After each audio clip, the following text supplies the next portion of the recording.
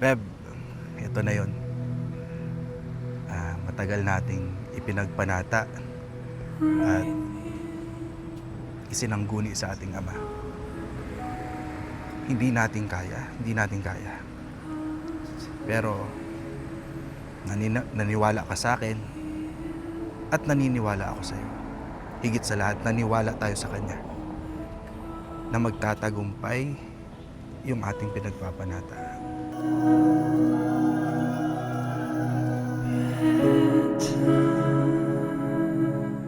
For me, si Errol yung buhay ko. Nung nakalala ko siya, same, nagkaroon ng direction yung buhay ko.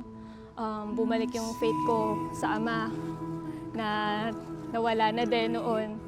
And then, ayun, sinabi kong buhay ko siya kasi corny man or ang ano isipin, pero hindi ko kaya mabuhay nang wala siya.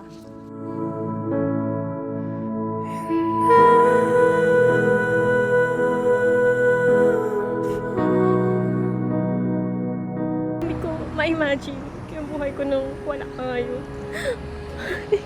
Lagi ka naniniwala sa akin. But kasi lagi mong pinapalakas yung loob ko. Hindi lang ngayon. Yeah. Lagi.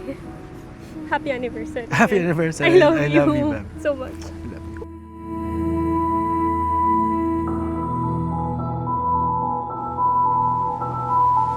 As long as you stay with me, I'm giving you all my heart. I'm giving you all my love. Pero laging ninenervyos eh. Ating, lagi ako tinetext. Telling you I'm so nervous kasi hindi ko alam kung magiging successful yung wedding ko, yung ganyan-ganyan. Sabi ko, okay lang yan. Talagang may patnubay ng Ama. Sabi ko, oh, don't worry, hindi tayo papapabayaan kahit anong mangyari. 넌 속 깊이 묻어두고 꺼내볼 수 없던 나의 용기 없던 수많은 날들 Introvert kayo,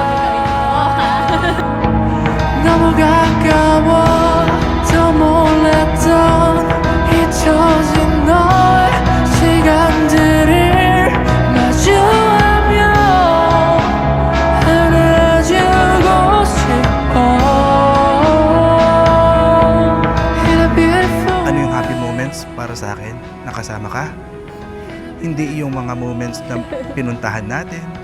Hindi yung moments na may masaya tayong nagawa. Kundi yung happy moments sa akin ay yung araw-araw kitang kasama. As long as you stay with me.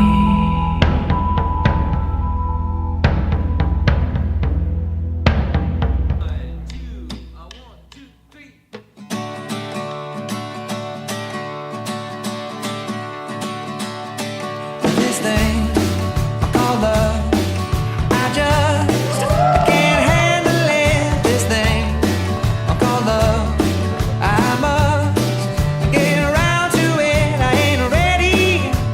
Crazy little thing called love. This thing. Nung una, nung niyaya niya ako mag-date, memorable yun kasi late ako.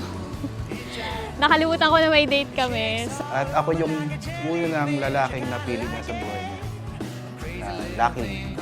At ako yung magiging hanggan niya. Ako ang first boyfriend at first husband. wala nang second. She give me high on fever, like keep me in a cool, cool sweat.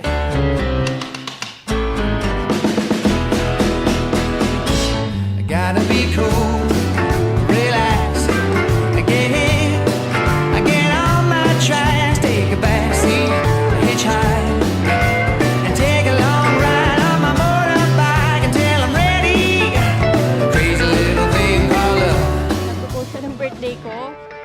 Nag-away pa kami ng birthday ko kasi late ako ulit.